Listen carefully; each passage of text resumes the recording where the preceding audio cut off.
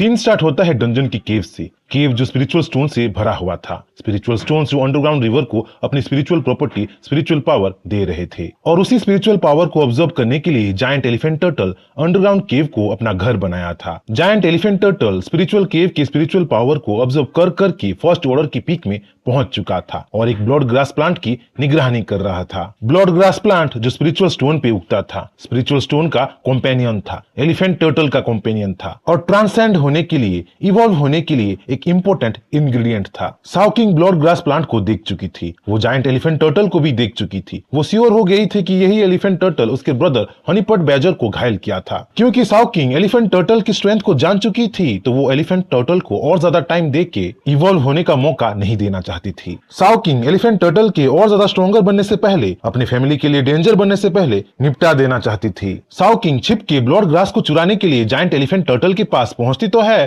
पर giant elephant turtle की एक दहाड़ से, एक स्टॉर्म से साओ किंग ब्लड ग्रास के साथ दूर जा उड़ती है। साओ किंग कंफ्यूज हो रही थी क्योंकि जायंट एलिफेंट टर्टल उसे देख पा रहा था। साओ किंग एक स्पिरिट सोल थी जिसे उसके मास्टर के सिवाय और कोई नहीं देख सकता था, और अगर जायंट एलिफेंट टर्टल उसे देख पा रहा था तो मतलब एलिफेंट टर्टल पावर में उसके मास्टर के बराबर या मास्टर से पावरफुल था। दूसरी तरफ जीव अंडरग्राउंड केव में हो रहे कंपनों को महसूस कर पा रहा था। जीव समझ चुका था कि साओ किंग के साथ अंडरग्राउंड केव में कुछ हो रहा था। वो अपने सेंटीपीड जैसे रूट्स को अंडरग्राउंड केव की ओर भेजने लगता है, फैलाने लगता है। तभी उसकी नजर डायलेटेड स्पिरिचुअल एसेंस के तालाब पे पड़ती है, तालाब जिससे हनीपॉट बैजर गायब था। और अगर जीव का शक सही था तो हनीपॉट बैजर वहां पहुंच चुका था जहां उसे नहीं होना चाहिए था। अंडरग्राउंड केव में तबाही मच रही थी। जहां साओ किंग ब्लड ग्रास के साथ जायंट एलिफेंट टर्टल से भागने की कोशिश कर रही थी, वहीं giant elephant turtle Sao king को रोकने के लिए अपने पैरों को जमीन में पटक रहा था, अर्थक्वेक क्रिएट कर रहा था, तबाही मचा रहा था। अर्थक्वेक का इफेक्ट इतना ज्यादा था कि पूरा का पूरा अंडरग्राउंड केव देखते ही देखते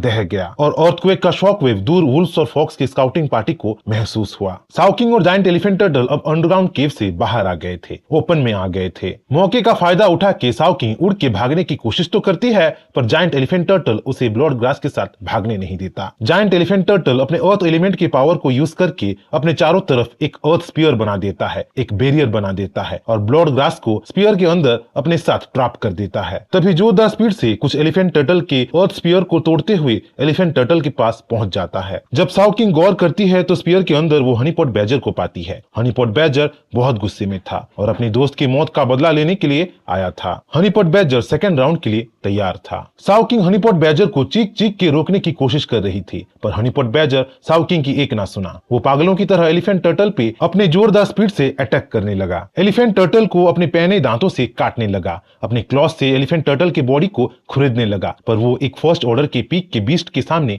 क्या ही कर सकता था। देखते ही देखते हनीपॉट बैजर के दांत टूट गए, उसके क्लॉज उखड़ गए, पर फिर भी हनीपॉट बैजर टस से मस नहीं हुआ। वो ऐसे ही एलिफेंट टर्टल के सामने डटा रहा। हमें यहाँ पे पता चलता है कि हनीपॉट बैजर अफ्रीका और साउथ वेस्ट एशिया में मिलने वाला एक कार्निवरस वीजल का प्रजाति है, जो एक बदला लेने वाला खूंखार जिद्दी प्रेडिएटर है। वो कभी कभी अपने से बड़े शिकार को भी, बीस्ट को भी चैलेंज करने के लिए फेमस है। वो दुनिया का सबसे बड़ा फियरलेस क्रिएचर है और वही जिद्दीपन और फियरलेस गुण के कारण हनीपॉट बैजर एलिफेंट टर्टल से लड़ रहा था। देखते ही देखते हनीपॉट बैजर एनर्जी से ग्लो करने लगता है। इलेक्ट्रिक स्पार्क से हनीपॉट बैजर अपने आप को घेर लेता है और एलिफेंट टर्टल की तरफ पूरे गुस्से से फुल स्पीड से चारों तरफ से हमला कर देता है। अपने लाइटनिंग अटैक से एलिफेंट टर्टल को फ्राई करने लगता है। अपने भाई जैसे हनीपॉट बैजर से इंस्पायर होकर साओ किंग भी बैटल में कूद जाती है। अपने टेलीपैथी और टेलीकाइनेटिक पावर यूज करके स्टोन्स उठा के एलिफेंट टर्टल पे पटकने लगती है। थोड़ी देर के लिए माहौल ठंडा हो जाता है, एलिफेंट टर्टल शांत हो जाता है। एलिफेंट टर्टल को शांत देख साओ किंग और हनीपॉट बैजर सोचने लगते हैं कि वो जीत गए हैं। वो जीत का खुशी मनाने लगते हैं, पर उनकी खुशी बस 2 पलों के लिए था। एलिफेंट टर्टल अब उठ खड़ा हुआ था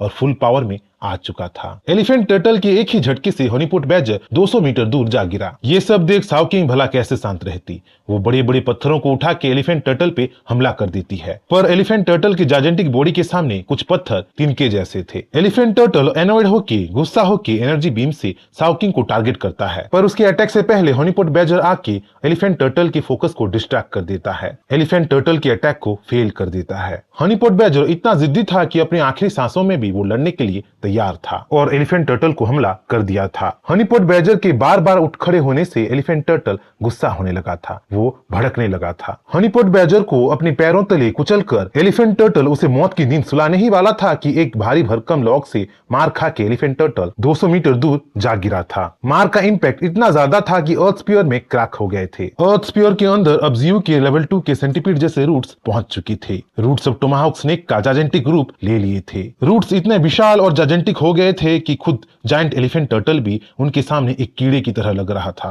रूट्स अधमरी हनीपॉट बैजर को जकड़ लेते हैं और अर्थ स्पीयर में चारों तरफ फैलने लगते हैं। तुरंत जीव साउकिंग से कनेक्ट होकर एस्ट्रल प्रोजेक्शन यूज करने को बोलता है, उसे बैटल का व्यू दिखाने को बोलता है। फर्स्ट ऑर्डर के पीक के जायंट एलिफेंट टर्टल और जीव के बीच बैटल शुरू हो जाता है।